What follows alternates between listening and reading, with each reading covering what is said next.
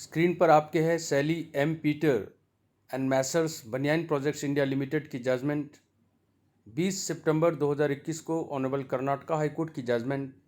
मैं secretary DLS से Sirmaur eight Nahan आज अपने लॉ के स्टेक होल्डर्स इंक्लूडिंग हमारे लर्नेड पैनल लॉयर्स और पैरालीगल वॉलेंटियर्स सबसे डिस्कस करना चाहता हूं कि आप जब डोर टू डोर कैंपेन में 545 गांव में जाएं तो उनको बताएं कि लोक अदालत की इम्पोर्टेंस क्या है, क्यों वहाँ पर अगर आपके चेक बाउंस के केस हैं और वहाँ दोषी आपसे समझौता कर लेता है कि ठीक है मैं 6 इंस्टॉलमेंट में ये पैसे दे दूँगा, मुझसे गलती हुई और मैं वापस एक चेक देता हूँ, ये चेक अब की बार डिसऑनर नहीं होगा और जज साहब उस पर अपनी मोहर लगा देते हैं, फैसला आपका, मोहर जज साहब का, तो आप ठगा महसूस ना करें।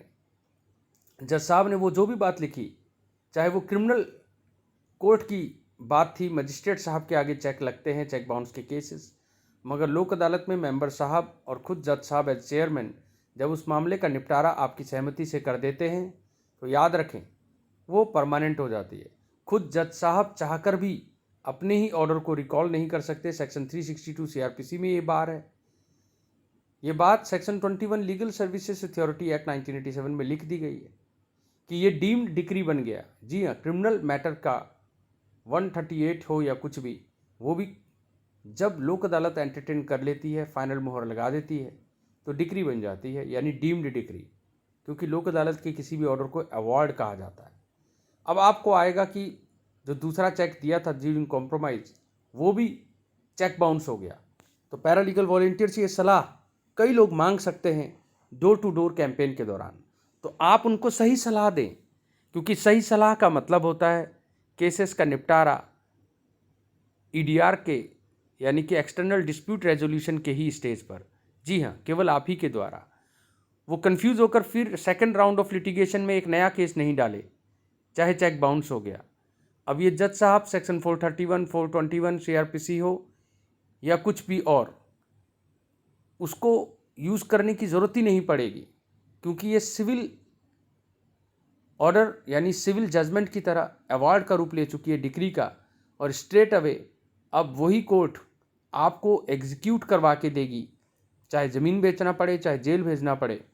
आपके पैसों को एग्जीक्यूट करवाने के लिए, चाहे चेक वापस बाउंस हो गया हो कॉम्प्रोमाइज़ का, ये जज साहब की ड्यूटी है। नया केस डालने की ना ज़रूरत है, क्योंकि इस तरीके से तो केस कभी ख़त्म ही नहीं होंगे। और इसीलिए लोक अदालत इतना इफ़ेक्टिव है। जब तक कोई फ्रॉड ना हो, जब तक कोई धोखा ना किया गया हो कोर्ट के साथ, तब तक उस मामले को वापस खोला नहीं जाता, और जिससे कि केस जल्दी निपटते हैं। रामा रामेश्वरी की गाइडलाइंस से day to day civil cases में किस तरीके से डेट फिक्स किया जाता है, और जजेस प्रोफेशनल सर्विस प्रोवाइडर की तरह इवन क्रिमिनल मैटर्स में 309 सीआरपीसी के तहत और राशिद की गाइडलाइंस के तहत डे टू डे चार्ज लगाने के बाद केसेस को कैसे ख़त्म करते हैं, इसके बारे में भी बताएं। विश्वास रखें, रामा रामेश्वरी और राशिद जिस दिन लोगों के जहन में चली गई, उस दिन से जो भारत का इमेज दामिनी चित्रपट के कारण तारीख पे तारीख के कारण ख़राब हो रखी है, वो लोगों के उसमें आँखों से जो है धुल जाएगा।